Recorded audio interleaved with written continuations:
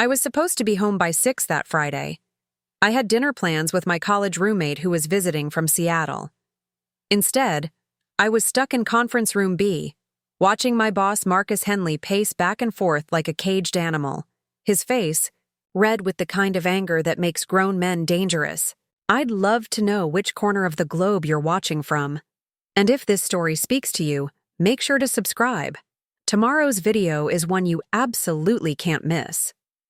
The quarterly reports were spread across the mahogany table like evidence at a crime scene. Numbers that told a story Marcus didn't want to hear. Our department was hemorrhaging money, and for once, it wasn't my fault. "These projections are garbage, Riley," he spat, jabbing his finger at the papers. "Absolute garbage. You're telling me we're down 18% from last quarter?" I kept my voice steady, professional. The same tone I'd perfected over 3 years of working under Marcus Henley's volatile leadership at Pinnacle Marketing Solutions. "The data is accurate, sir. We've run it through 3 different analysis models. The decline started when we lost the Morrison account. The Morrison account, $60,000 in monthly revenue, gone because Marcus had insulted their CEO's wife at the Christmas gala. Called her dress something a cocktail waitress would wear, right to her face. But somehow, that became my failure to manage client relationships effectively." Marcus stopped pacing. The sudden silence in the room felt dangerous, like the moment before lightning strikes. "You think this is my fault?" I should have said no. Should have nodded and apologized and let him pin this disaster on me like he'd done with every other mess over the past 3 years. That's what Riley Chen did.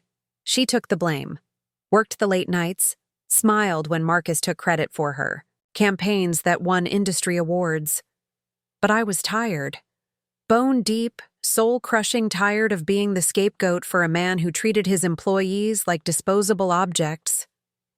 "I think," I said carefully, "that we need to examine all the factors that contributed to this situation." Wrong answer.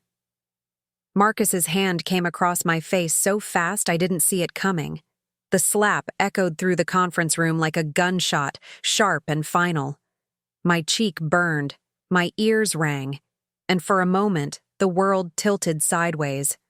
I touched my face, feeling the heat radiating from where his palm had connected.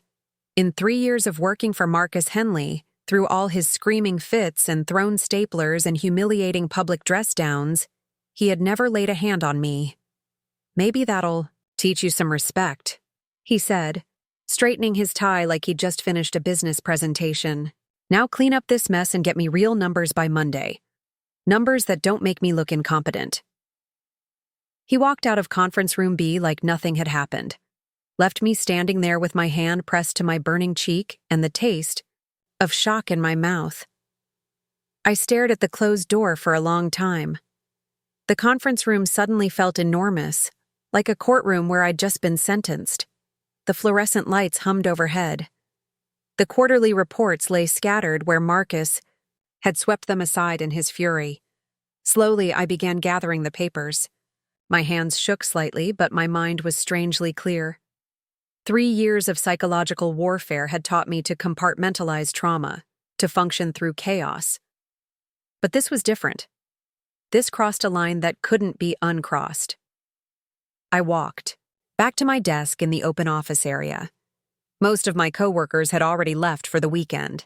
Jenny Kowalski from accounting was still at her computer, probably trying to finish the expense reports that should have been done days ago if Marcus hadn't kept changing the formatting requirements. "You okay, Riley?" Jenny asked, glancing up from her screen. "You look pale." I forced a smile. "Long day. You know how it is." Jenny nodded sympathetically. She knew exactly how it was. We all did. Working for Marcus Henley was like living in a war zone where the enemy wore expensive suits and had an MBA from Northwestern. I sat at my desk and opened my laptop. My reflection stared back at me from the black screen before it powered on. There was no visible mark on my face, no bruise forming. But I could still feel the sting, still hear the sound of his palm connecting with my skin. For the first time in 3 years, I opened a new document and began typing. Not a marketing proposal or a client presentation or a damage control memo. I typed the date, the time, and the words. Marcus Henley struck me across the face during a meeting in conference room B. It felt strange, putting those words on the screen, making the assault real in black and white text. I saved the document in a folder I'd never created before, labeled simply, Evidence. My phone buzzed. A text from my college roommate, Sarah. Running late. Be there in 20. Can't wait to catch up. I stared at the message, trying to remember what normal felt like. Dinner with friends, conversations about movies and relationships and weekend plans. A world where getting slapped by your boss wasn't just another Friday at the office. I closed my laptop and gathered my things. The office was nearly empty now, just the soft hum of computers and the distant sound of the cleaning crew starting their rounds. I walked past Marcus's corner office. The lights were off, his door locked. He'd probably gone home to his wife and 2 kids in their suburban paradise, where he was probably a model citizen and devoted father. The elevator ride down to the parking garage gave me time to think. In the metal reflection of the doors, I studied my face again. Still no visible damage. Marcus was smart enough to leave no mark, experienced enough to know exactly how much force to use. How many other employees had he hit? How many others had stood in conference room B or his office or the supply closet, feeling that same burning shame and knowing they couldn't say anything? Because who would believe us? Marcus Henley, Vice President of Client Relations, pillar of the community, married father of 2, regular donor to local charities? I drove home through downtown traffic, my mind racing faster than the cars around. Me. My apartment was a small 1-bedroom in a converted warehouse district, the kind of place young professionals rented when they were paying off student loans and hoping for promotions that never came. I sat in my car for a long time after parking, staring up at the windows of my building. Through one of them, I could see Mrs. Patterson's cat silhouetted against her kitchen light. Normal people living normal lives, dealing with normal problems like grocery shopping and utility bills, and whether to stream a movie or read a book. Inside my apartment, I poured a glass of wine and sat on my couch, staring at the wall. The burning sensation in my cheek had faded, but something else was building in its place. Not anger, exactly. Something colder and more focused. I thought about my first day at Pinnacle Marketing Solutions 3 years ago. Fresh out of graduate, school with a degree in communications, and a head full of dreams about building creative campaigns that would change the world, or at least sell some products along the way. Marcus had seemed impressive then. Confident, successful, the kind of leader who commanded respect through sheer force of personality. It took me months to realize that what I'd mistaken for leadership was actually tyranny dressed up in expensive suits and corporate buzzwords. Thigh. First time he'd screamed at me was over a presentation font, Arial instead of Calibri. I'd apologized profusely, stayed late to fix it, and told myself it was a learning experience. That's what ambitious young professionals did, right? They learned from their mistakes and grew stronger. The second time was over a client lunch that ran 5 minutes long. The third time was because I'd used the wrong shade of blue in a PowerPoint slide. Each incident was small, isolated, easy to rationalize, but together, they formed a pattern of abuse that I'd somehow learned to accept as normal. When had I stopped? Fighting back? When had I become the kind of person who absorbed insults and manipulation and violence without question? The girl who'd graduated summa cum laude and given the valedictorian speech about changing the world wouldn't recognize the woman who'd just been slapped in a conference room and was worried about whether she'd have a job on Monday. My phone rang. Sarah, wondering where I was. Hey, I'm so sorry, I said, forcing brightness into my voice. Something came up at work. Rain check? Riley, you've canceled on me 3 times this month. Is everything okay? I opened my mouth to say yes, Everything was fine, just busy with work. You know how it is. The same lies I'd been telling myself and everyone else for 3 years. Instead, I said, "Actually, no. Everything's not okay, but I can't talk about it right now." There was a pause. Then Sarah's voice, softer now. "Okay. But when you're ready, I'm here. You know that, right?" After we hung up, I sat in the growing darkness of my apartment, not bothering to turn on the lights. Outside, the city hummed with Friday night energy. People going to dinner, to bars, to movies. People whose bosses didn't hit them. I picked up my laptop and opened that document again. Marcus Henley struck me across the face during a meeting in conference room B. The word stared back at me, stark and undeniable. I began typing again, adding details. The time, the context, the exact words that had led to the assault. Then I started writing about the other incidents. The screaming, the public humiliation, the way he'd sabotaged my projects and stolen credit for my successes. Hours passed. The document grew longer, more detailed, more damning. I wrote about the time he'd made me work through Christmas Eve on a fake emergency project that was never used. The way he'd blocked my promotion 3 times, telling upper management I wasn't ready for increased responsibility while assigning me the work of someone 2 levels above my position. Wrote about Jenny Kowalski crying in the bathroom after Marcus had called her too stupid to handle basic mathematics in front of the entire accounting department. About Tom Rodriguez, who'd quit without notice after Marcus had thrown a coffee mug at his head during a budget meeting. A lot of love and effort went into bringing this story to life. If you're enjoying it, we'd be so grateful if you'd subscribe to our channel. Now, back to where we left off. The document was 15 pages long when I finally stopped typing. 15 pages of documented abuse, harassment, and now assault.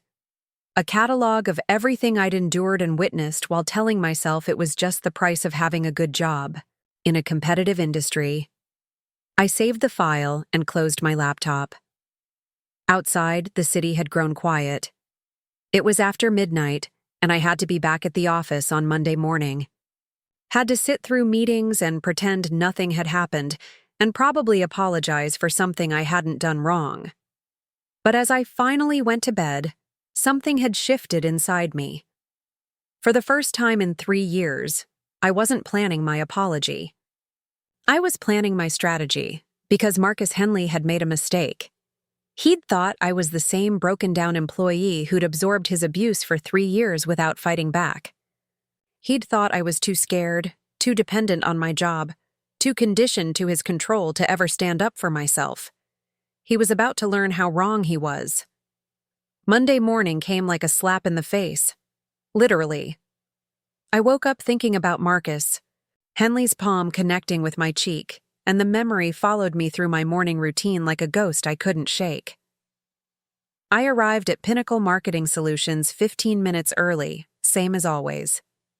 The office building looked exactly the same, glass and steel reaching toward a gray Seattle sky, the corporate logo gleaming in brushed metal letters.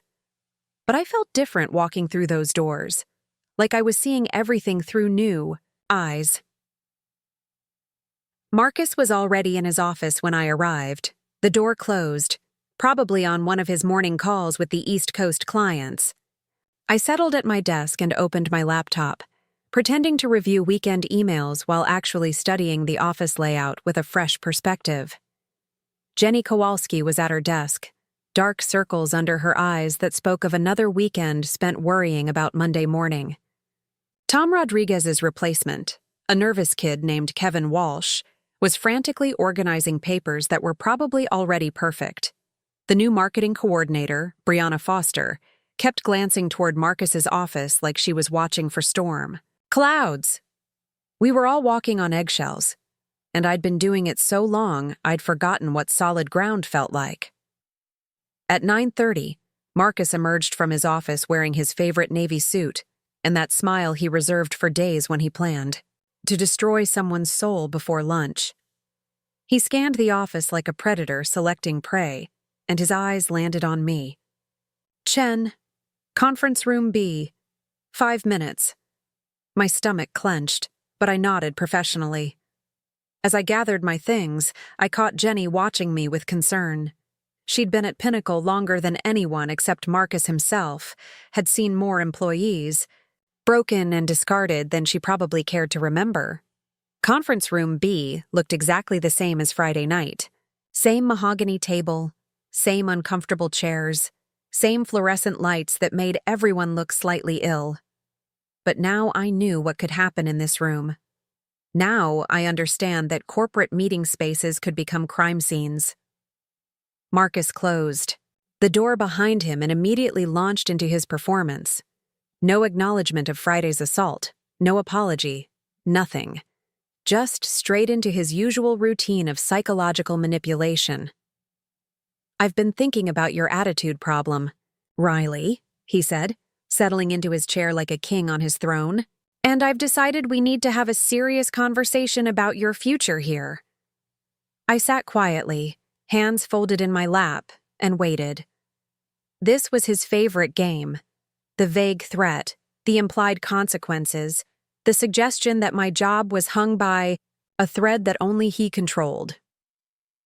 "You've been here 3 years, and frankly, I'm not seeing the growth I expected. Your work is adequate, but adequate doesn't cut it in this industry. We need excellence. We need team players who understand their role." He paused, waiting for me to panic, to beg for another chance, to promise I'd do better. Instead, I said, "What specific areas would you like me to improve?" The question threw him off balance. Usually, by this point in his intimidation routine, I was already apologizing and asking what I could do to fix whatever imaginary problem he'd invented. "Don't get smart with me," he snapped, and for a second I saw his hand twitch. Was he thinking about hitting me again? Was that his solution to employees who didn't cower on command? "I'm not trying to be smart," I said evenly.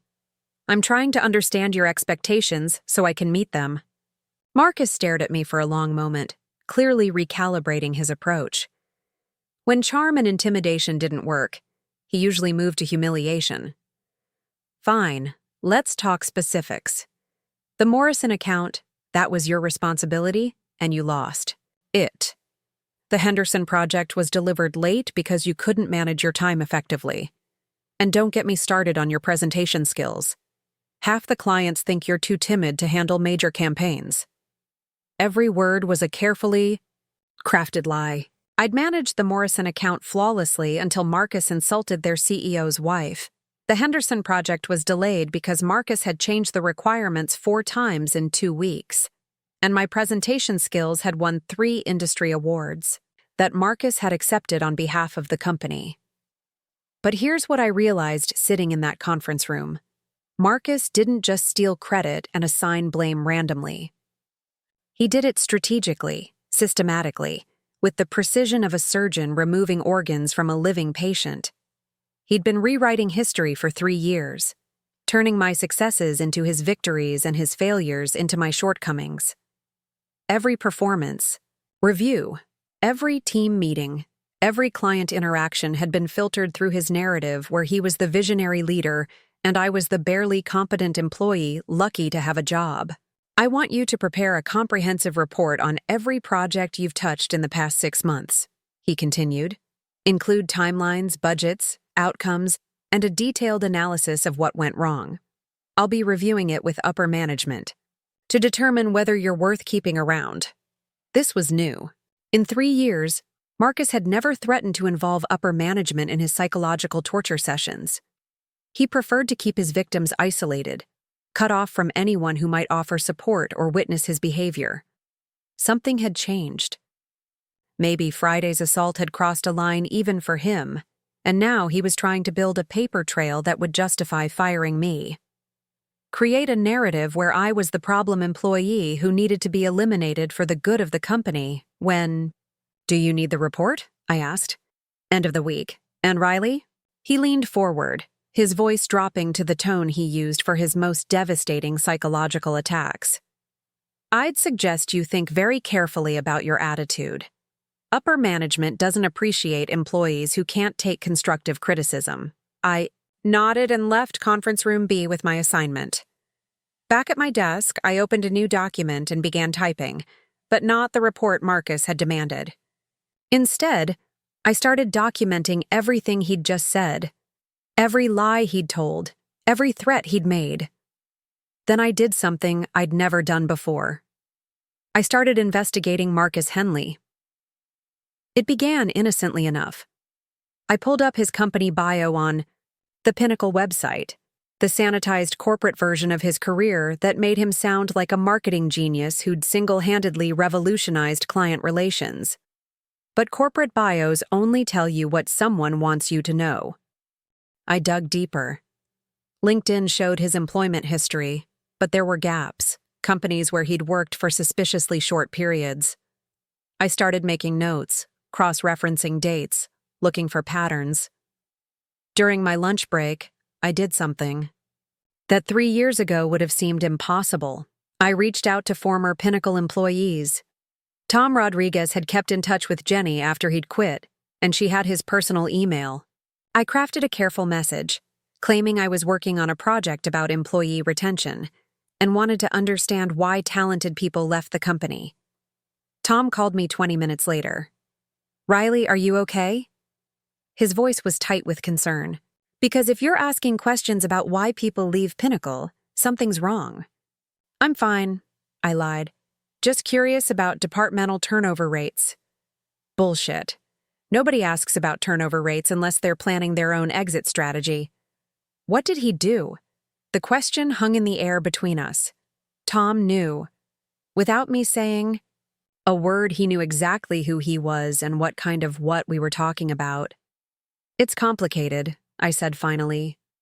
"It always is with Marcus.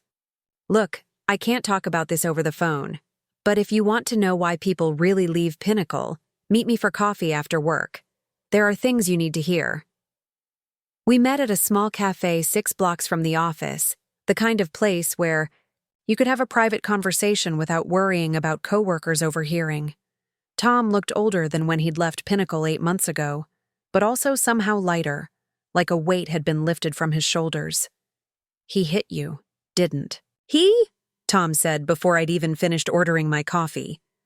The directness of the question caught me off guard. "What makes you say that?" "Because that's his pattern. Psychological abuse for months or years. Then when that stops working, he escalates." The coffee mug to the head was my wake-up call.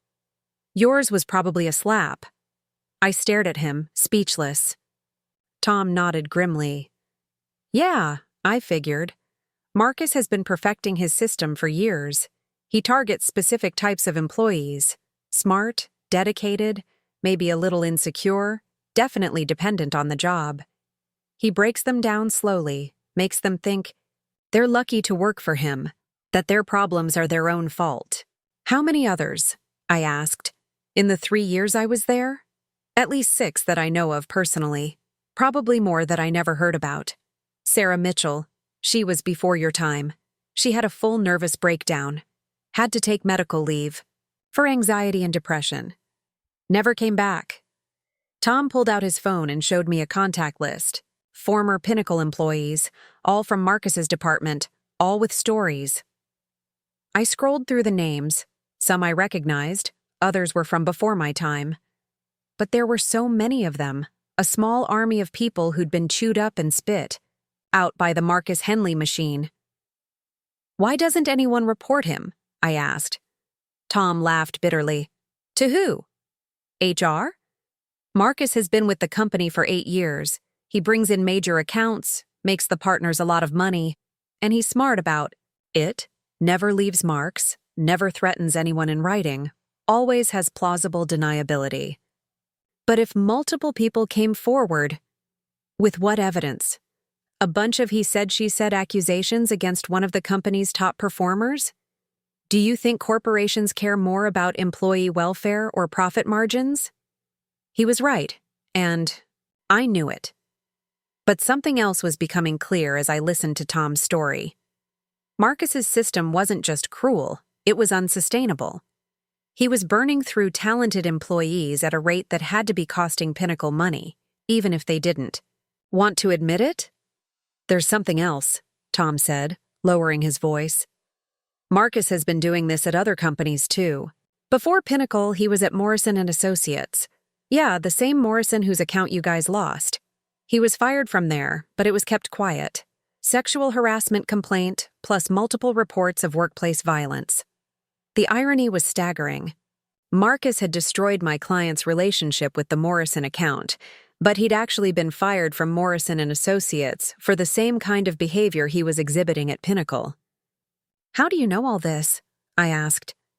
Because after he threw that mug at me, I did what you're doing now. I investigated. Found out Marcus Henley has left a trail of destroyed careers and traumatized employees across half the marketing firms in Seattle. Tom leaned forward, his expression serious. Riley, whatever you're planning, be careful. Marcus has resources, connections, and 8 years of corporate goodwill built up. If you're going to take him down, you better make sure you don't miss. I drove home that night with my head spinning. Tom's revelations had reframed everything I thought I knew about my situation.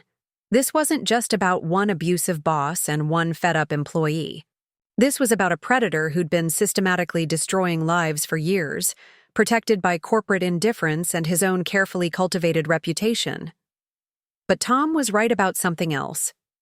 If I was going to take on Marcus Henley, I needed to be smarter, more prepared, more strategic than anyone he'd faced before. I spent the evening researching employment law, hostile work environment claims, and assault charges. I read case studies of successful workplace harassment lawsuits and corporate whistleblower protections. I learned about documentation requirements, statute of limitations, and the difference between criminal and civil proceedings. Most importantly, I learned that I wasn't as powerless as Marcus wanted me to believe. By midnight, I had a plan. Not just for surviving Marcus Henley's latest psychological assault, but for ending his reign of terror permanently. It would require patience, precision, and more courage than I'd ever needed before. But for the first time in 3 years, I felt something I'd almost forgotten: hope. Tuesday morning, I walked into Pinnacle Marketing Solutions carrying something I'd never brought to work before: a digital voice recorder. Smaller than a thumb drive, it clipped invisibly inside my blazer pocket. Washington State was a one-party consent state for recording conversations, which meant I only needed my own permission to document whatever Marcus threw at me next. I'd spent Monday night doing more than just legal research. I'd studied every corporate whistleblower case I could find, looking for patterns in what worked and what backfired spectacularly. The successful cases had 3 things in common: overwhelming documentation, strategic timing, and legal protection that made retaliation too costly to attempt. I was building all 3. Jenny Kowalski looked up as I passed her desk, offering a tentative smile that didn't quite hide the worry in her eyes. She'd been watching me differently since Monday's conference room meeting, like she could sense something had shifted but couldn't quite identify what. "Morning, Riley. You seem energetic today." The door was closed, but I could hear his voice through the glass, that particular tone he used when he was ripping someone apart over the phone. Probably some vendor who'd made the mistake of delivering exactly what they'd been asked for instead, of reading his mind about what he actually wanted.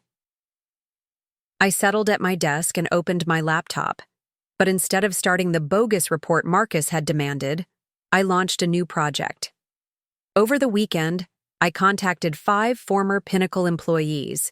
Through LinkedIn, 3 had responded, and their stories painted a picture that made my stomach turn. Sarah Mitchell, the woman Tom had mentioned who'd had a nervous breakdown, had agreed to a phone call Sunday evening. Her voice still shook when she talked about Marcus, even though she'd left the company 18 months ago. "He made me believe I was completely incompetent," she'd told me. 3 years of straight A's in business school, summa cum laude, and after 6 months with Marcus, I couldn't even order office supplies without second-guessing myself. He had this way of making you feel grateful for the abuse. David Park had lasted only 4 months before quitting without notice. I was a senior account manager at my previous firm, managing million-dollar clients. Marcus had me reorganizing his sock drawer, literally. He kept a spare pair of socks in his office, and he made me organize them by color and fabric weight. Said it would teach me attention to detail. The most disturbing call had been with Rebecca Torres, who'd worked directly under Marcus for 2 years.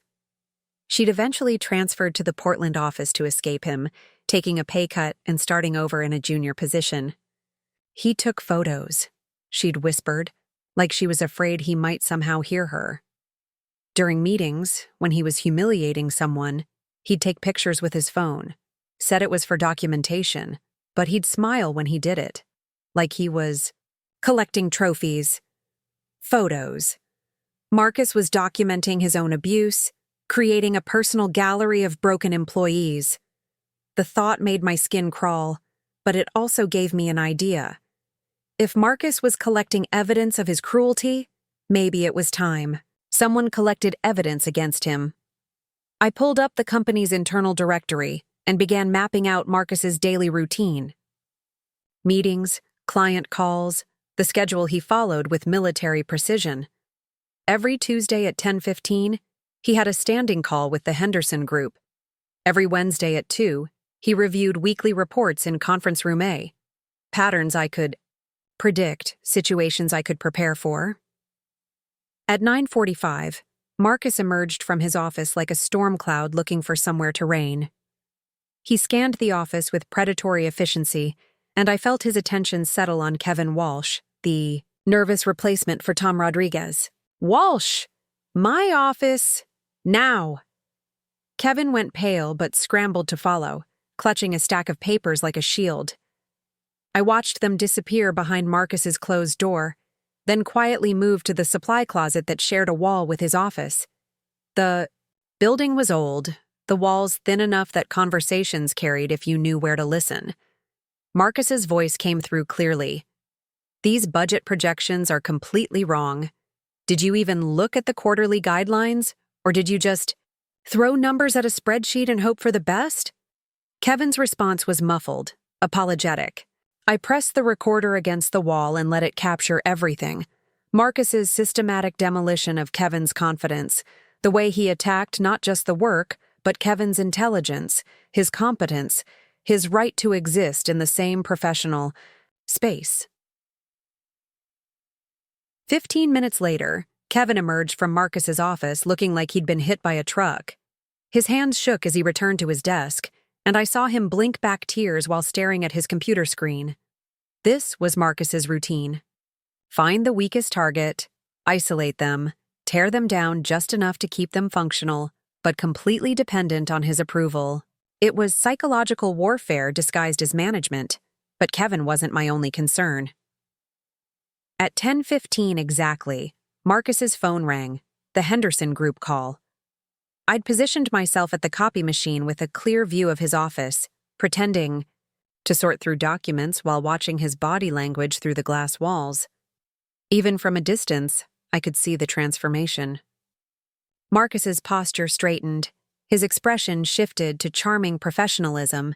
His voice took on the warm, confident tone he reserved for clients and upper management. This was the Marcus Henley the outside world saw. Competent, charismatic, successful. The duality was chilling. In the span of 30 minutes, he'd psychologically brutalized an employee and charmed a major client, switching between personas like changing clothes. After the Henderson call ended, I implemented phase 2 of my new strategy. Instead of avoiding Marcus, I started seeking him out. Not in an obvious way that would trigger his suspicion, but through careful positioning that put me in his orbit when he was most likely to reveal his true nature. I volunteered for the Morrison account recovery project, knowing it would require daily check-ins with Marcus. I joined the cross-functional team, reviewing quarterly projections, which meant sitting through meetings where Marcus performed his dominance rituals for other department heads. Most importantly, I started keeping a detailed log of every interaction, every conversation, every moment when Marcus's mask slipped and the predator underneath showed through.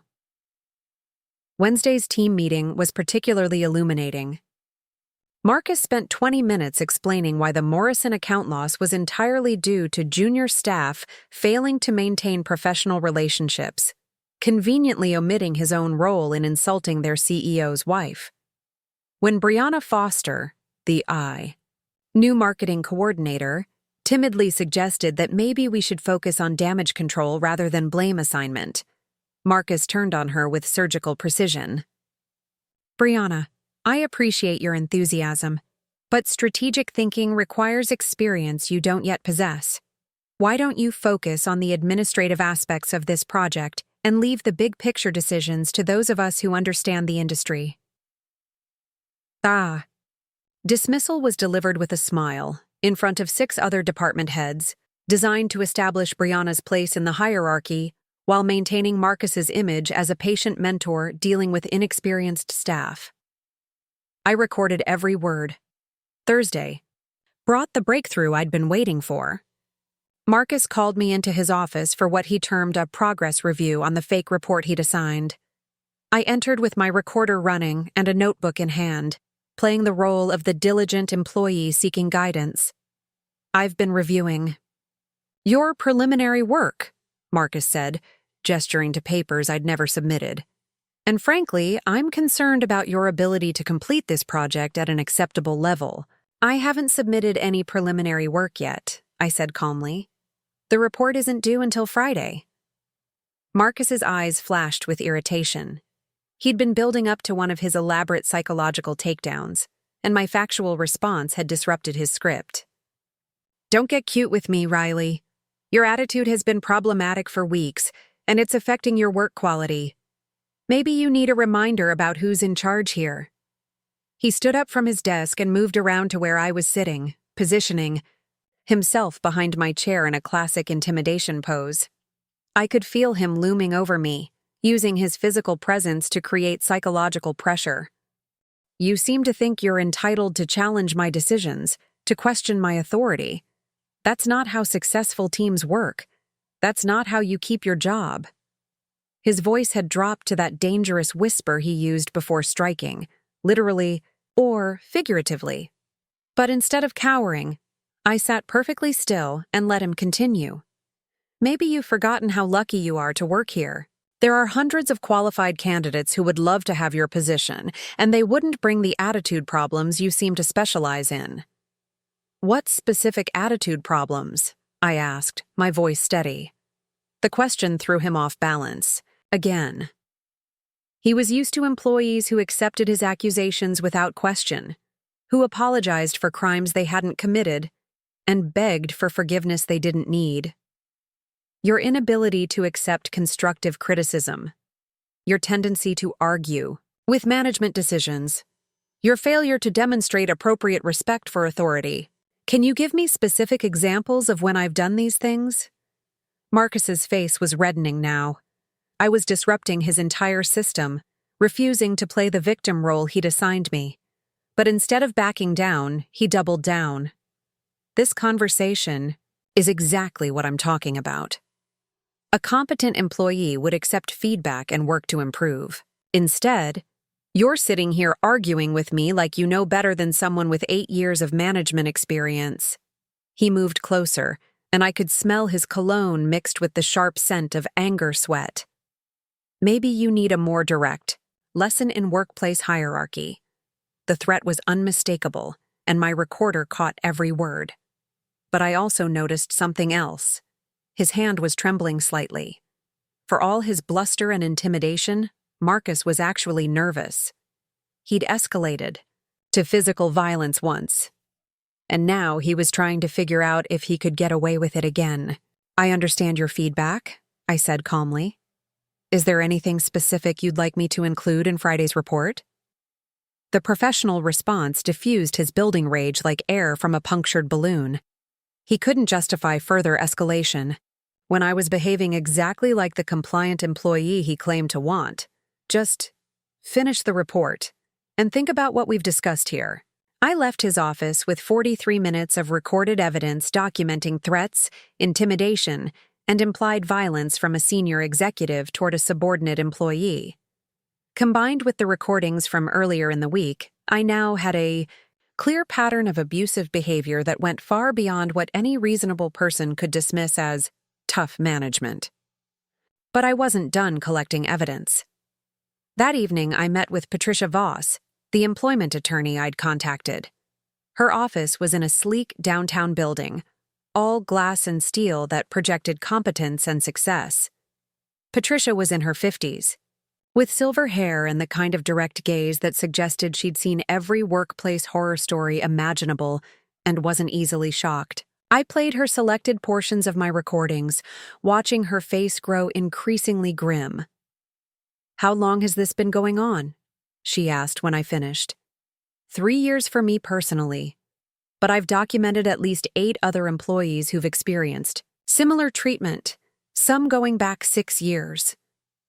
Patricia leaned back in her chair, processing the information.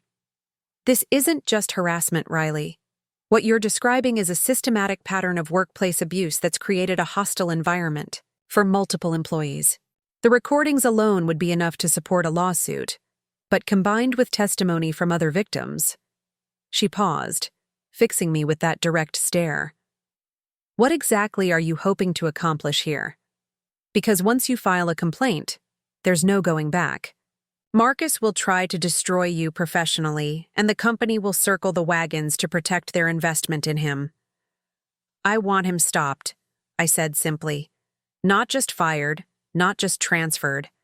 I want him exposed for what he is, and I want it done in a way that protects his future victims." Patricia smiled for the first time since I'd entered her office. "In that case, we need to build an airtight case that gives the company no choice but to take decisive action. And I think I know exactly how to do it." Patricia Voss had given me homework, and I'd never been more motivated to complete an assignment in my life. She wanted a comprehensive timeline of Marcus's abuse spanning the entire 3 years of my employment, corroborated with witness statements and documented evidence. But more importantly, she wanted something that would force Pinnacle's hand, proof that the company knew about Marcus's behavior and chose to ignore it. That's where Linda Martinez came in. Linda had been Marcus's assistant for 6 months before, requesting a transfer to the Portland office. According to the company directory, she'd been moved for career development opportunities, but Patricia's investigation had uncovered a different story. Linda had filed 3 separate complaints with HR about Marcus's behavior, each one mysteriously buried in bureaucratic delays until she finally gave up and transferred.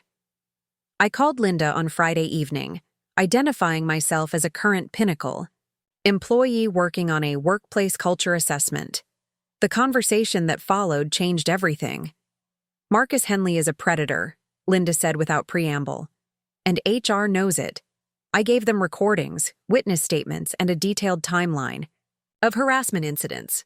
They buried it all because Marcus brings in too much revenue. You have recordings? 18 months worth, video and audio. Marcus doesn't know that his assistant's computer faces his office door or that modern laptops have excellent microphones. I documented everything, the screaming, the threats, the way he'd make employees stand in his office for hours while he ignored them just to establish dominance." Linda had kept copies of everything, stored on a secure drive that she'd planned to use if Pinnacle ever tried to retaliate against her. But she'd never found the right moment to deploy her evidence until now. "Send me what you have," I said. "All of it." "Riley, are you sure about this? Because once you go to war with someone like Marcus, it's going to get ugly. He'll try to destroy your career, your reputation, everything. He already tried to destroy me. Now it's my turn." Monday morning arrived with Seattle's typical gray drizzle, but I felt like I was walking on sunshine. Over the weekend, Linda had sent me a treasure trove of evidence that turned my case from strong to devastating. Video of Marcus throwing staplers at employees.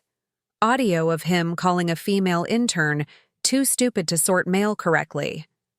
Documentation of him forcing Kevin's predecessor to work through food poisoning because real professionals don't let minor discomfort affect their performance.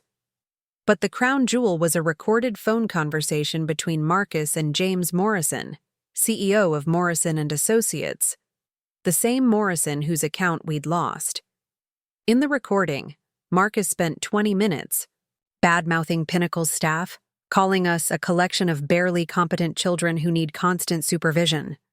The call was dated 2 weeks before the Christmas gala where Marcus had insulted Morrison's wife. He'd been sabotaging the account deliberately, setting up its failure to make himself look like the only competent person in the department.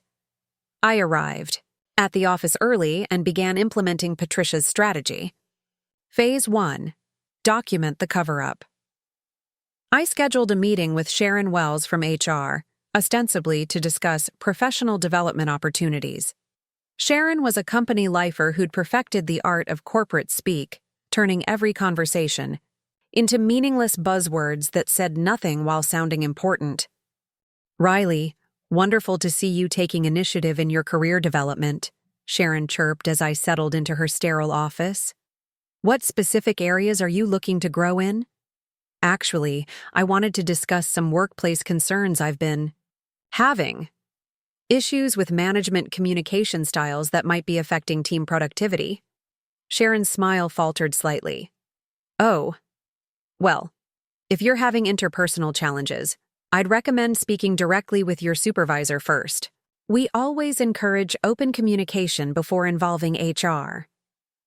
I'm specifically concerned about Marcus Henley's management approach.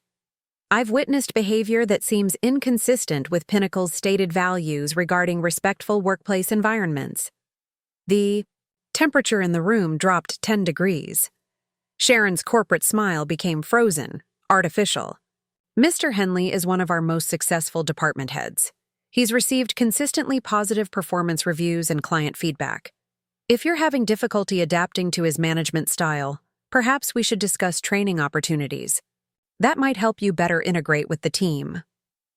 Translation: Marcus makes money for the company, so any problems are automatically your fault. "I'm not the only employee who's expressed concerns," I pressed. "I understand there have been previous complaints about hostile work environment issues. I'm not sure where you're getting that information, but employee complaints are confidential. Personnel matters.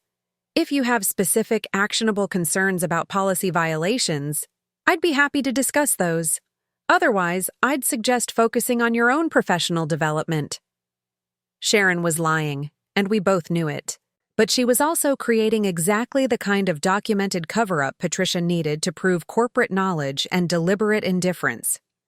I submitted a formal written complaint that afternoon, carefully worded to reference ongoing patterns of abusive behavior and concerns about workplace safety.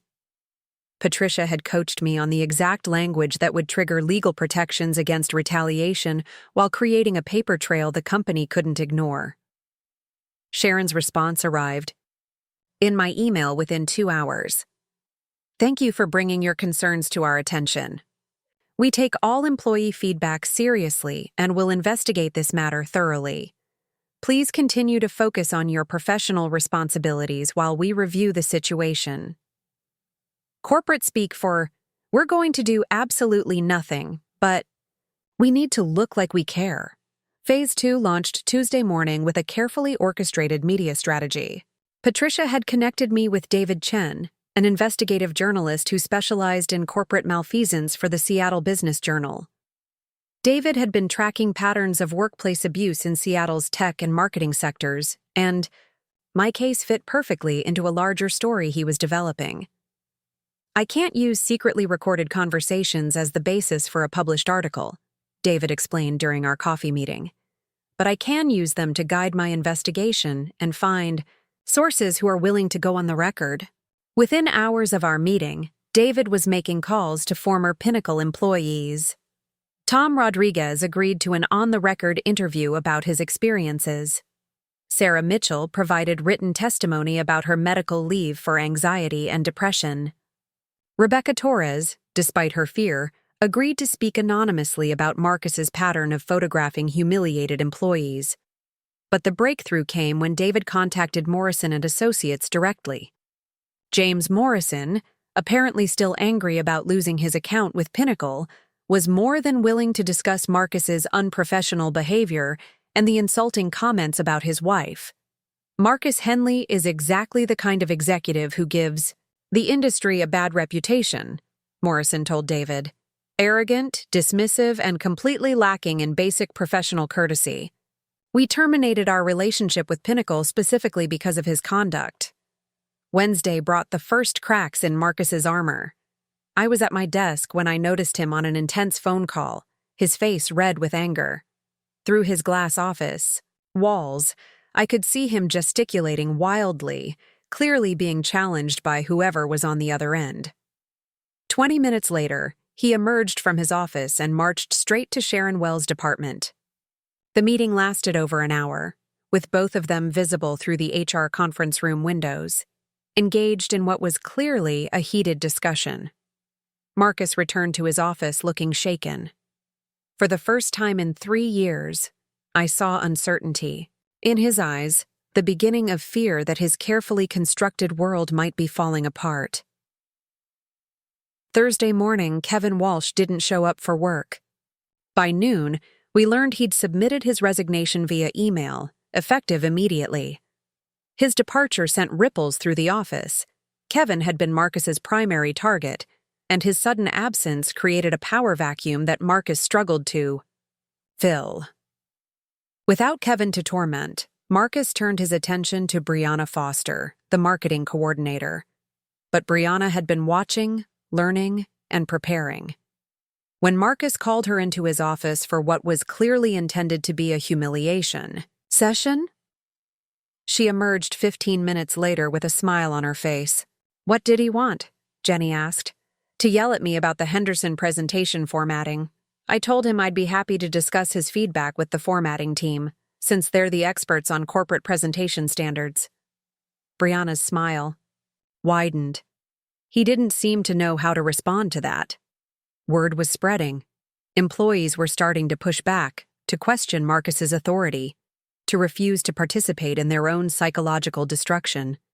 The ecosystem of fear he'd carefully cultivated was beginning to collapse. Friday brought the bombshell.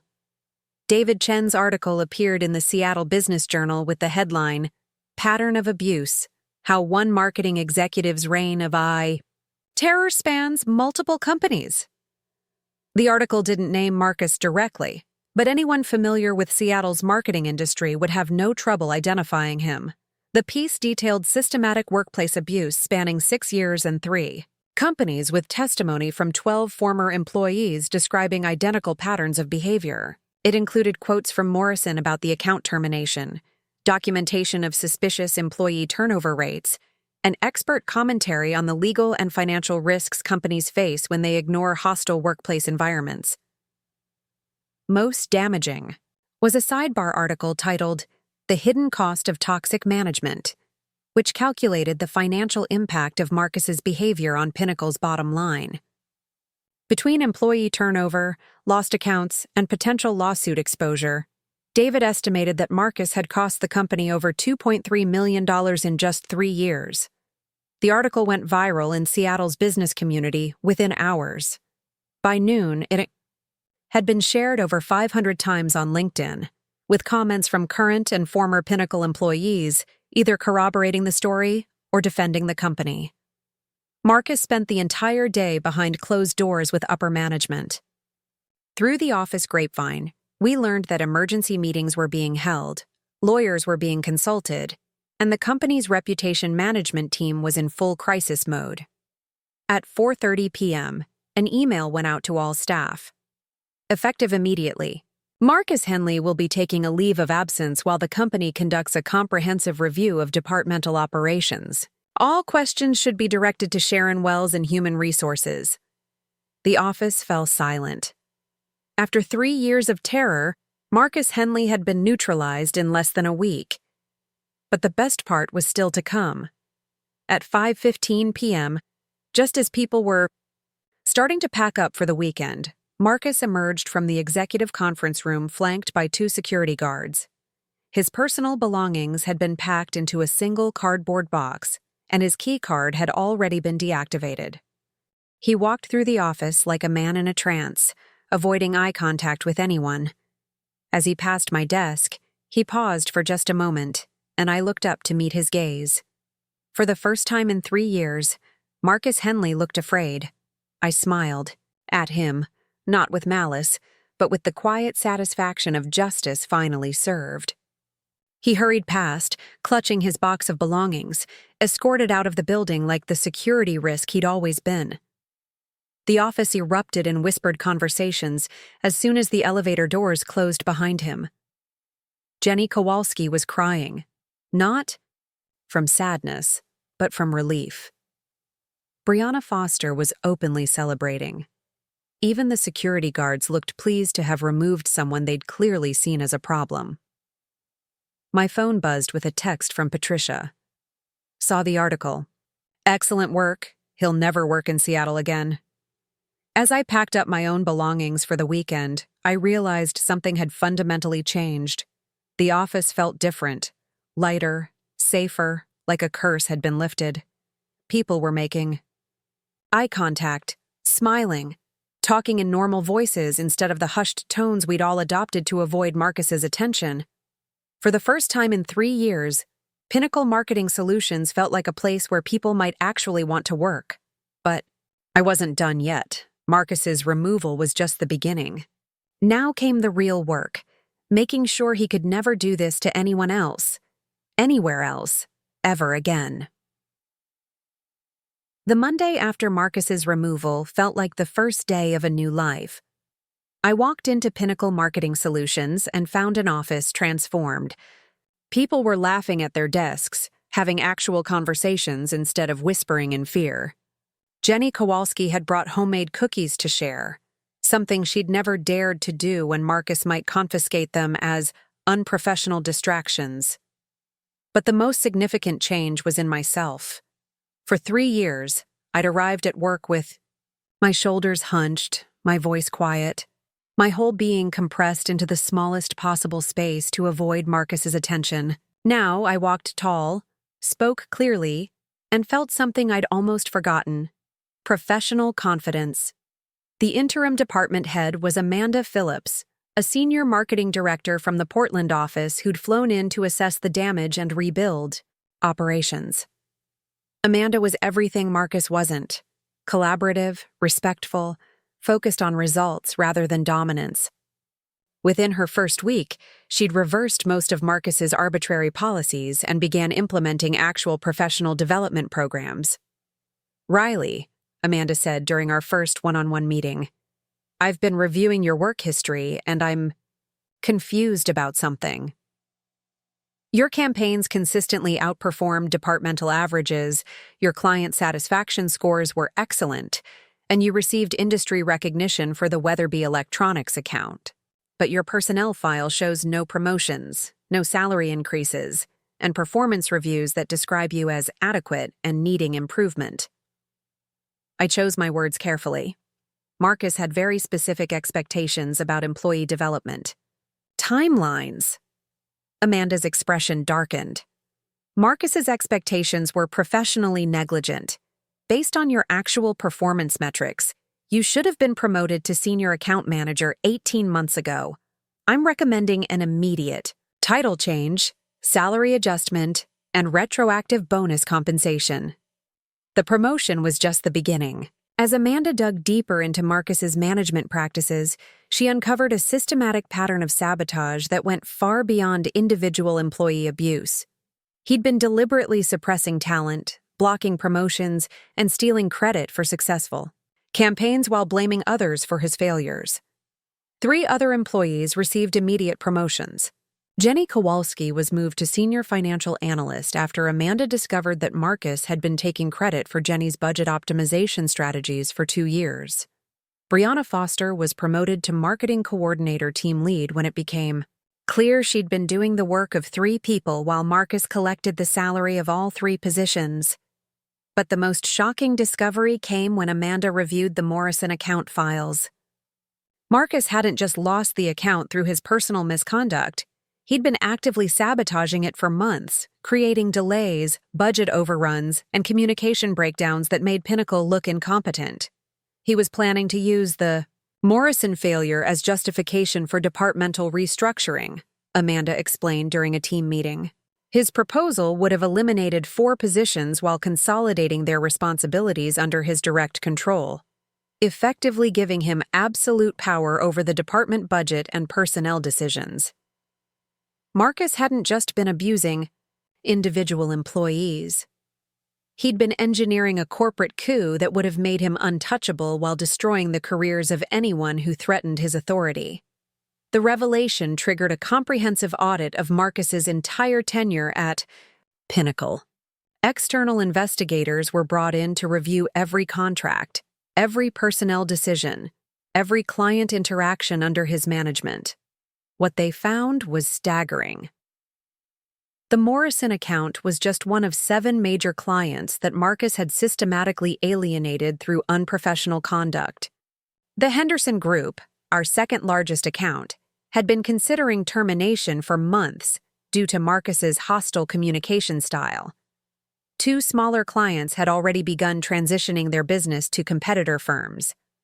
But most damaging was the discovery of Marcus's trophy collection. Rebecca Torres had been right about the photos. Investigators found over 200 images and videos stored on Marcus's company laptop, documenting moments of employee humiliation, breakdown, and distress. Some dated back 5 years, suggesting he'd been collecting these psychological trophies throughout his entire corporate career. The legal implications were immediate and severe. Each photo potentially represented harassment, emotional distress, and violation of workplace privacy rights. Patricia Voss, my attorney, estimated that the evidence could support lawsuits totaling over $15 million in damages from affected employees across Marcus's career. Pinnacle's legal team moved quickly to contain the exposure. Within 2 weeks of Marcus's removal, the company offered settlement packages to 12 former employees, including substantial financial compensation and confidentiality agreements. But the damage to Marcus personally was just beginning. David Chen's follow-up article in the Seattle Business Journal was devastating. The Trophy Hunter: How one executive documented his own abuse of employees included expert analysis of the legal implications and quotes from employment attorneys describing the case as unprecedented in its scope and documentation. The story went national. CNN picked it up as part of a series on workplace abuse. NPR featured an interview with workplace psychology experts discussing Marcus's behavior as a case study in corporate psychopathy. The Harvard Business Review published an analysis titled, "When Management Becomes Predation: The Marcus Henley Case Study." Marcus's reputation was destroyed beyond repair. Every search of his name now returned pages of articles about workplace abuse, psychological manipulation, and corporate misconduct. His LinkedIn profile disappeared. His professional associations quietly removed his memberships. Former colleagues and business contacts scrubbed any connection to him from their own professional profiles. But the most satisfying development came 3 weeks after his removal, when I received a call from Janet Morrison, wife of the Morrison & Associates CEO, whose dress Marcus had insulted at the Christmas gala. "I wanted to thank you personally," Janet said. "James told me about the investigation and what that man really said about our company. I've been in business for 20 years, and I've dealt with plenty of difficult people, but I've never encountered someone so deliberately cruel. What you did took incredible courage." Janet had more than gratitude to offer. Morrison & Associates was launching a new marketing initiative, and they wanted to work with Pinnacle again, specifically requesting that I lead the account. The contract was worth $200,000 annually, more than double what we'd lost when Marcus destroyed the original relationship. "We believe in supporting people who stand up for what's right," Janet explained. "James and I both came from difficult backgrounds, and we understand what it takes to fight back against bullies. We want to work with people who share those values. The R. Morrison contract was just the beginning of my professional renaissance. Word spread quickly through Seattle's business community about my role in exposing Marcus, and instead of the career damage I'd feared, I found myself in higher demand than ever before. Other companies began reaching out, not just for marketing services, but as a consultant on workplace culture and employee advocacy. I was invited to speak at conferences about identifying and addressing toxic management practices. Several firms asked me to review their internal policies and help implement better protections for employees. I launched a side consulting practice specializing in workplace culture transformation. The irony wasn't lost on me. Marcus's abuse had inadvertently given me expertise in recognizing and dismantling toxic management systems that were now incredibly valuable in the marketplace. 6 months after Marcus's removal, I was offered a senior marketing director position at a tech startup that had read about my case and wanted someone with both marketing expertise and proven integrity to lead their customer relations department. The salary was 60% higher than my pinnacle position, with equity options and complete creative control over marketing strategy. But perhaps the most meaningful recognition came from an unexpected source. I received an email from Dr. Lisa Park, a workplace psychology researcher at the University of Washington, who was studying patterns of employee resistance to abusive management. Your case represents something we rarely see in workplace abuse situations, Dr. Park wrote. Most victims either leave quietly or suffer in silence. You chose a third option, strategic resistance that not only protected yourself but dismantled the entire system of abuse. We'd like to include your case in our research on effective strategies for combating workplace toxicity. The university offered me an opportunity to co-author a research paper on strategic employee advocacy, which was eventually published in the Journal of Occupational Psychology. The paper became required reading in several business schools, turning my experience into an educational tool that could help future managers understand the real costs of toxic leadership. My personal life underwent an equally dramatic transformation.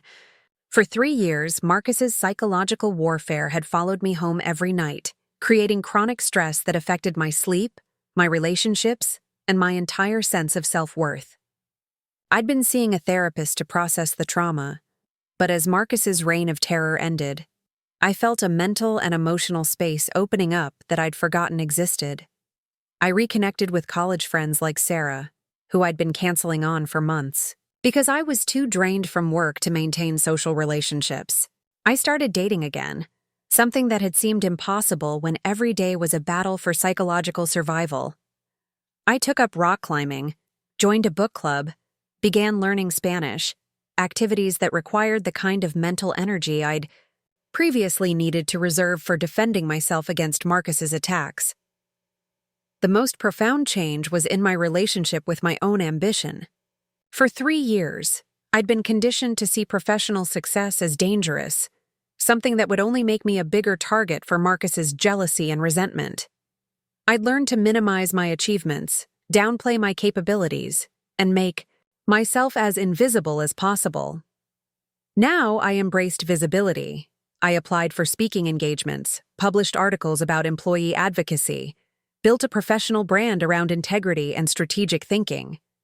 The skills I'd developed while fighting Marcus, investigation, documentation, strategic planning, coalition building, turned out to be incredibly valuable in legitimate business contexts.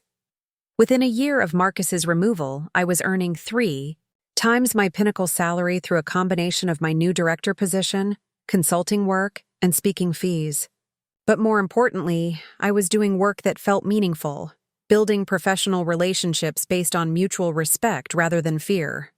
The final piece of my reconstruction came when I was invited to join the board of directors for the Seattle chapter of the National Association for Employee Rights, a nonprofit organization that advocates for workplace protection legislation and provides resources for workers facing abuse. We need people who understand both the business side and the human cost of toxic management, explained the board president. Your experience gives you a unique perspective that could help us prevent other people from going through what I endured. Serving on the board connected me with a network of advocates, attorneys, and researchers who were working to change workplace culture at a systemic level. I helped develop training programs for HR professionals, contributed to policy recommendations for state legislators, and mentored other employees who were navigating their own battles against abusive management. Looking back, I realized that Marcus Henley had inadvertently given me the greatest gift of my career. His abuse had forced me to develop skills, knowledge, and personal strength that I never would have needed in a healthy workplace. But once I had those tools, they became incredibly powerful weapons for positive change. I wasn't just surviving Marcus anymore. I was thriving because of everything I'd learned while fighting him. 18 months after Marcus Henley's removal from Pinnacle, I thought I was done with him forever. I had moved on, built a new career, and transformed my experience into something positive. Then Patricia Voss called with news that changed everything. "Riley, Marcus is trying to rebuild his career. He's applied for a senior marketing position at Cascade Technologies, and they've contacted me for a reference check." Cascade Technologies was a mid-sized software company in Bellevue, known for their innovative products and progressive workplace culture. The kind of place that prided itself on treating employees well. Exactly the type of environment where Marcus could do maximum damage while hiding behind corporate values statements. "What did you tell them?" I asked. "Nothing yet. Legally, I can only confirm dates of employment and salary information unless you authorize me to share more. But Riley, if Marcus gets this position, he'll have access to over 200 employees, including a significant number of young professionals just starting their careers." The decision was easy. Share everything, all of it. But Patricia had a different idea. "Actually, I think there's a better approach. Cascade's HR director, Michael Torres, is Rebecca Torres's brother. Remember Rebecca? She was one of Marcus's victims at Pinnacle, the one who told us about the trophy photos. Michael specifically requested this reference check because Rebecca warned him about Marcus when she heard he was applying. The conversation with Michael Torres was unlike any reference check I'd ever participated in. Instead of the usual corporate speak about cultural fit and management style, we had a frank discussion about predatory behavior and institutional responsibility. "My sister still has nightmares about that man," Michael said. "She's been in therapy for 2 years trying to undo the psychological damage. When I saw his application cross my desk, I knew we needed to understand exactly what we'd be bringing into our company."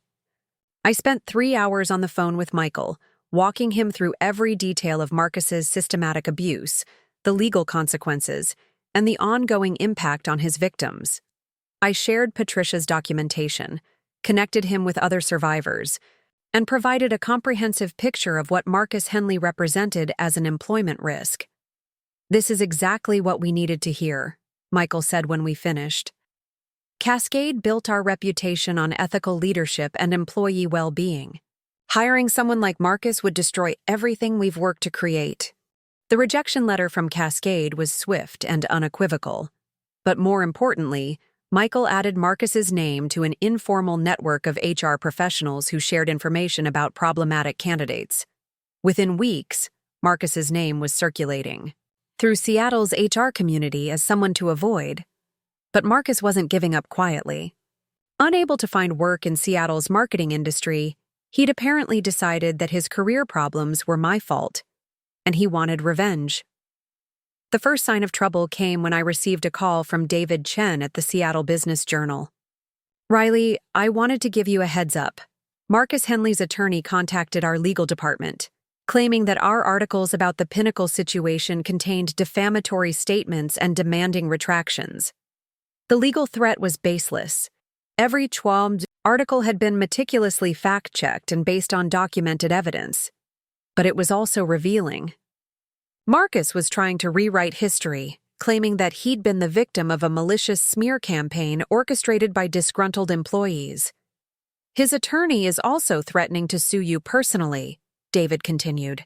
Claims of conspiracy, defamation, and intentional interference with employment opportunities. It's all nonsense, but I wanted you to know what's coming.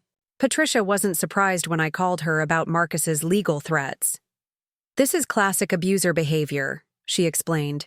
When they can't control the narrative anymore, they try to intimidate their victims into silence.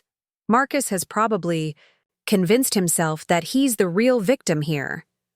The lawsuit, when it finally arrived, was a masterpiece of delusional thinking. Marcus claimed that I had orchestrated a malicious campaign of character assassination that had destroyed his reputation and career prospects through false and defamatory statements. The complaint painted Marcus as a dedicated professional who had been unfairly targeted by a vindictive employee seeking financial gain through manufactured claims of workplace misconduct. It alleged that I had conspired with former employees, media outlets, and corporate competitors to destroy his career. Reading the lawsuit was surreal. Marcus had created an alternative reality where he was the innocent victim and I was the calculating villain. In his version of events, all the documentation, recordings, and witness testimony were fabrications designed to frame him for crimes he'd never committed. But the lawsuit also revealed something important. Marcus was desperate and financially struggling. The legal filing showed an address in a budget apartment complex in Tacoma, a significant downgrade from his previous suburban lifestyle. His attorney was from a cut-rate firm known for taking hopeless cases on contingency. Patricia's response was swift and brutal. She filed a motion to dismiss that included every piece of evidence from the original investigation: the recordings, the photographs, the witness statements, the corporate settlement documents. The filing read like a greatest hits compilation of Marcus's abuse, with each exhibit demonstrating the frivolous nature of his claims. We're also filing a countersuit for harassment and abuse of process, Patricia informed me. Marcus is using the legal system to continue his pattern of intimidation, and that's not acceptable. The case never made it to trial. Marcus's attorney withdrew after reviewing Patricia's evidence, apparently realizing that proceeding would only expose his client to additional legal liability. The lawsuit was dismissed with prejudice, meaning Marcus could never refile the same claims. But the legal drama had an unexpected consequence. News of Marcus's failed lawsuit spread through the business community, serving as a final confirmation that his career was permanently destroyed. The message was clear. Marcus Henley was so radioactive that even desperate attempts at legal vindication only made things worse. 6 months later, I encountered Marcus in person for the first time since his removal from Pinnacle. I was shopping at a Target in Bellevue when I saw him in the electronics section, wearing a red polo shirt with a name tag. He was working retail, helping a customer compare tablet features. For a moment, I stood frozen, watching the man who had terrorized me for 3 years reduced to explaining warranty options to confused shoppers. He looked older, grayer, diminished, in a way that went beyond simple aging. The aura of menace that had once made him so frightening was completely gone. He noticed me watching, and his face went through a series of expressions: recognition, fear, anger, and finally something that might have been shame. He quickly turned back to his customer, but I could see his hands shaking as he tried to maintain his sales pitch. I didn't approach him. There was nothing left to say, nothing to be gained from confrontation. Marcus Henley had become exactly what he deserved to be: irrelevant. But as I was leaving the store, he appeared beside my car in the parking lot. He looked desperate, like a man with nothing left to lose. "Riley," he said, his voice lacking any of the commanding authority I remembered. "I need to talk to you." I stopped but didn't turn around. "There's nothing to discuss, Marcus. You destroyed my life," he said. But there was no anger in it, just exhaustion. "I can't get a job anywhere. My wife left me. My kids won't speak to me. I lost everything." I turned to face him then, and saw something I'd never expected to see in Marcus Henley's eyes: complete defeat. "You destroyed your own life," I said calmly. "You made choices every single day for years. You chose to hurt people. You chose to abuse your power. You chose to create a workplace where people were afraid to speak, to breathe, to exist. I just chose to document it." "I made mistakes," he said, "but I didn't deserve this. I was a good manager. I got results." Even now, even after losing everything, Marcus couldn't acknowledge what he'd really done. He still saw his victims as obstacles, rather than human beings, his abuse as management techniques, rather than assault and harassment. "You were never a good manager," I said. "You were a predator who happened to work in an office. The only thing you were good at was finding people who were too afraid or too desperate to fight back." Marcus's face crumpled then, and for a moment I thought he might actually break down completely. But instead, he straightened up and tried one last manipulation. "I'm sorry," he said. "I know I hurt you. I know I was wrong. Can't we find some way to move past this? I have a family to support." The apology was clearly calculated, an attempt to trigger sympathy or guilt, but it was also too little, too late, and completely hollow. "You're not sorry about what you did," I replied. "You're sorry about the consequences, and your family is your responsibility, not mine. You should have thought about them before you decided to build your career on destroying other people." I got in my car and drove away, leaving Marcus standing, alone in the Target parking lot. As I watched him in my rearview mirror, I felt something I hadn't expected: pity. Not enough to change anything, not enough to forgive or forget, but enough to recognize that Marcus Henley had become a cautionary tale about the ultimate cost of choosing cruelty over humanity. The final closure came 3 months later, when I received a letter from Marcus's ex-wife, Diana. She'd found my address through public records and wanted to thank me for giving her the courage to leave. "I knew something was wrong," Diana wrote. "Marcus would come home angry every night, ranting about incompetent employees and ungrateful staff. But when the articles came out, when I saw what he was really doing at work, I realized he'd been doing the same things to me and the kids at home. Psychological manipulation, constant criticism, making us feel like everything was our fault." Diana's letter revealed that Marcus's workplace abuse had been part of a larger pattern that extended to his personal life. His wife and children had been walking on eggshells for years, conditioned to accept his anger and criticism as normal family dynamics. "The divorce was finalized last month," Diana continued. "The kids and I are in therapy, trying to rebuild our sense of self-worth.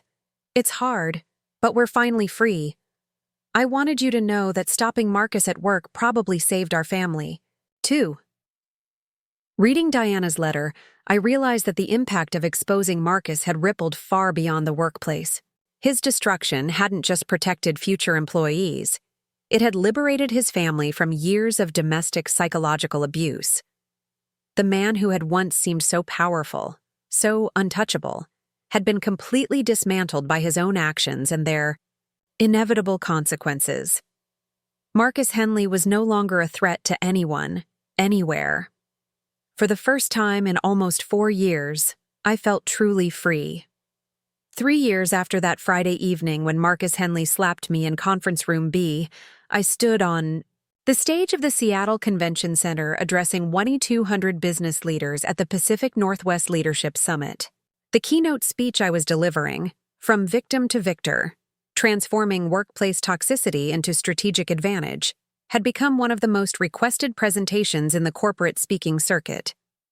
Looking out at the audience, I saw familiar faces: Amanda Phillips, who had taken over our department at Pinnacle and transformed it into one of the company's most successful divisions; Jenny Kowalski, now a VP of Finance at a tech startup, beaming with pride from the third row; David Chen from the Seattle Business Journal, taking notes for what would become another award-winning investigative series on corporate accountability.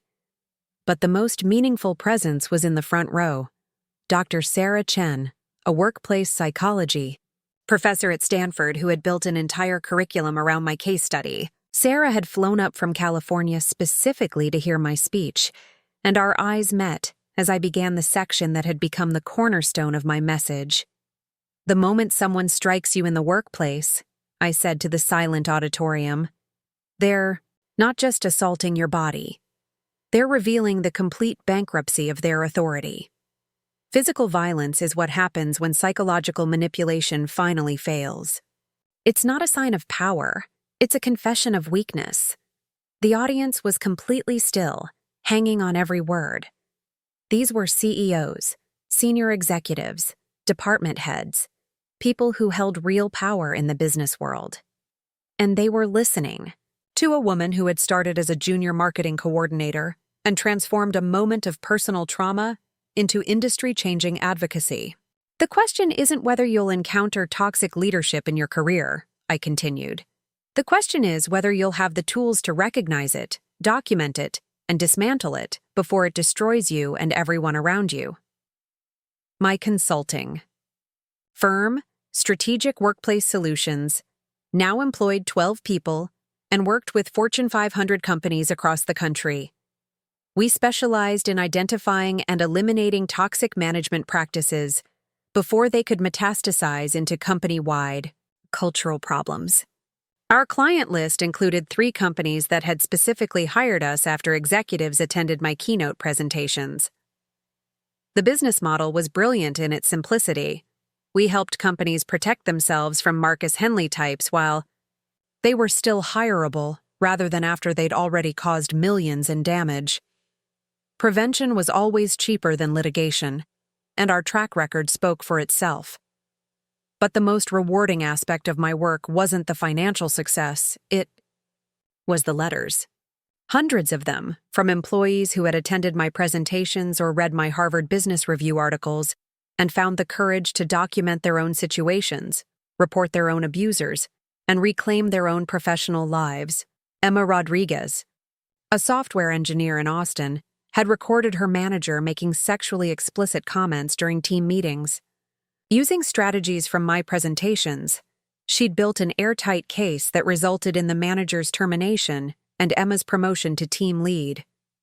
James Wilson, an accountant in Portland, had documented his supervisor's practice of claiming credit for subordinates' work while sabotaging their performance reviews. Armed with evidence and legal knowledge gained from my advocacy work, James had successfully challenged the system and was now a partner at his firm. Most memorably, there was Lisa Park, a young marketing coordinator whose story was almost identical to mine. She'd attended one of my workshops 3 months into her employment at a company where her boss exhibited all the warning signs I'd learned to recognize. Instead of enduring 3 years of abuse like I had, Lisa documented everything from day 1. Built her case systematically, and had her abusive manager removed within 6 months.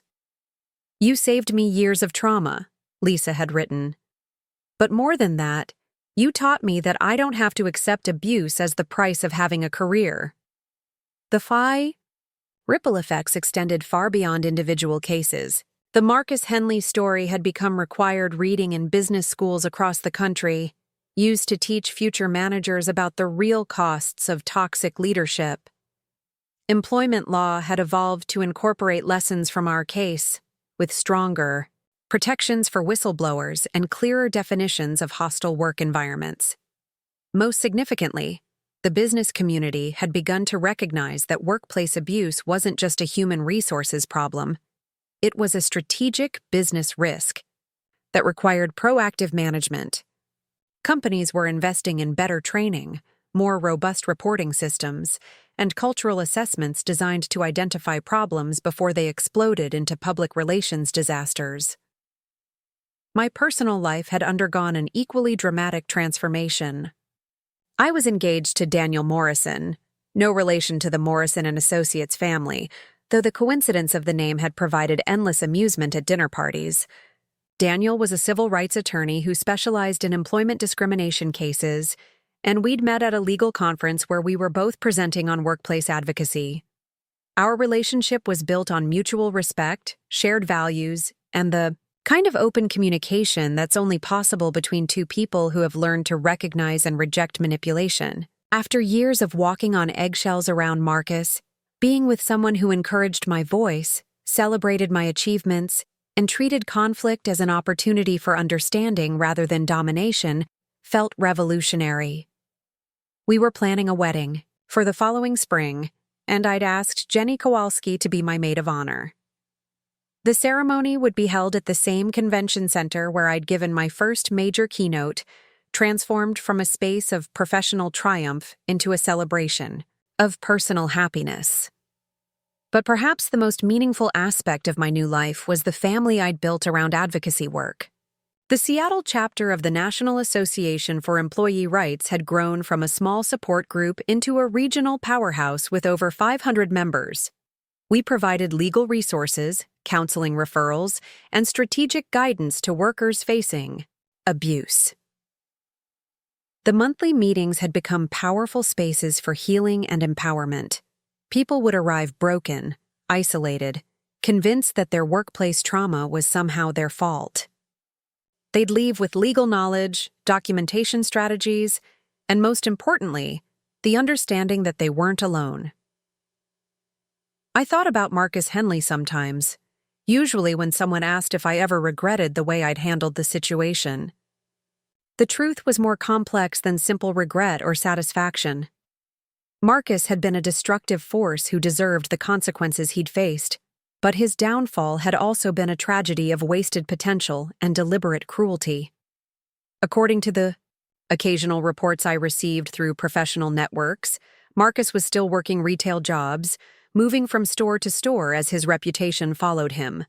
His children had graduated high school and gone to college without any contact with him. His ex-wife Diana had remarried and built a successful career as a family therapist, specializing in recovery from psychological abuse.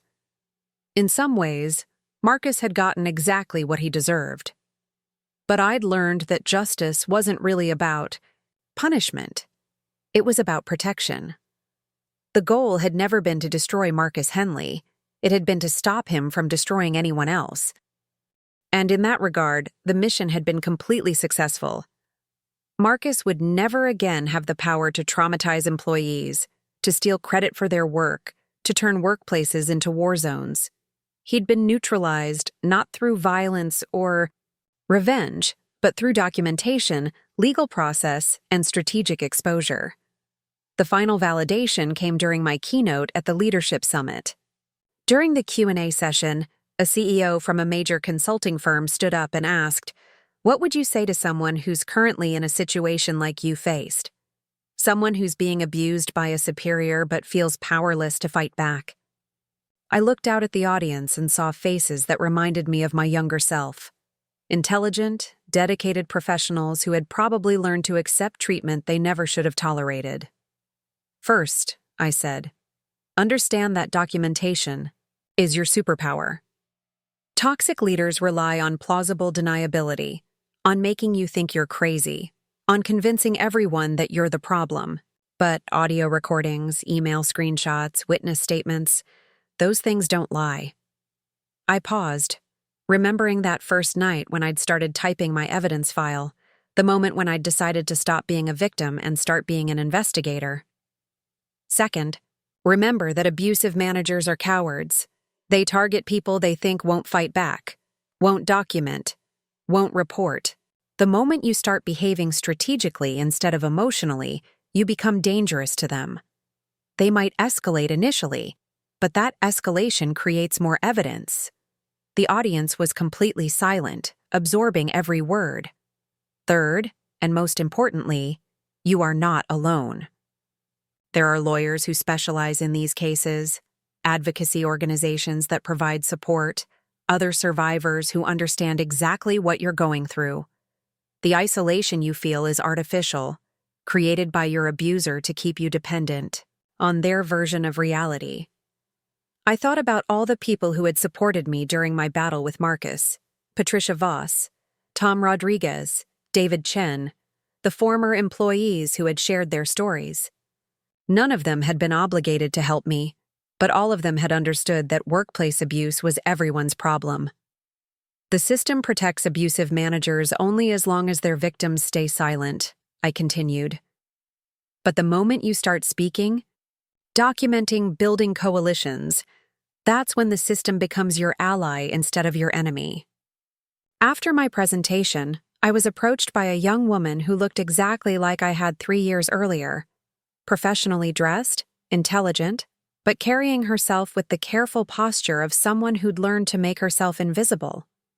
"My name is Rachel," she said quietly.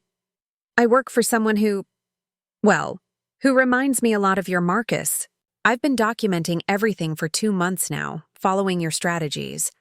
I think I'm ready to move forward, but I'm scared." I handed her my business card and Patricia Voss's contact information. "Fear is normal," I told her. "But fear of fighting back shouldn't be stronger than fear of staying trapped. You already have more power than you realize. You just need to start using it." 6 months later, I received an email from Rachel with the subject line, "Victory." Her abusive manager had been terminated after she'd presented her documentation to corporate leadership. Rachel had been promoted to her manager's position and was implementing the kind of respectful, collaborative leadership style that actually got results. "I kept thinking about something you said in your presentation," Rachel wrote. "That the moment they hit you, they revealed their complete bankruptcy of authority.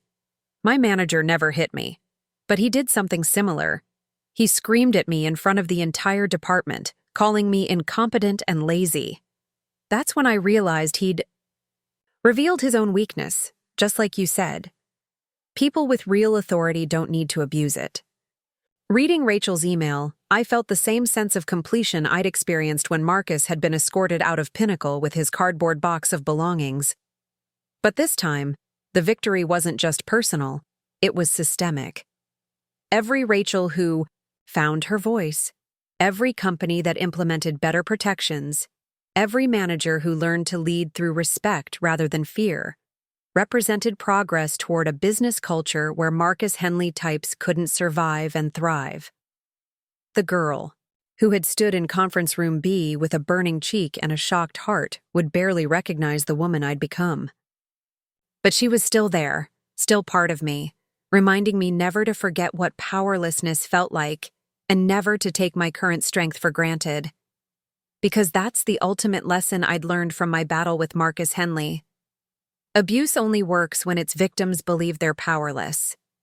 The moment you realize you have options, documentation tools, legal protections, and allies, that's the moment you stop being a victim and start being a force for change. And once you've tasted that kind of power, you never go back to walking on eggshells again. Looking for more? We've got 2 amazing stories ready for you right on screen. If this one touched you, these are absolutely worth your time. Click to watch them now. And hey, subscribe and hit that bell to never miss our latest uploads.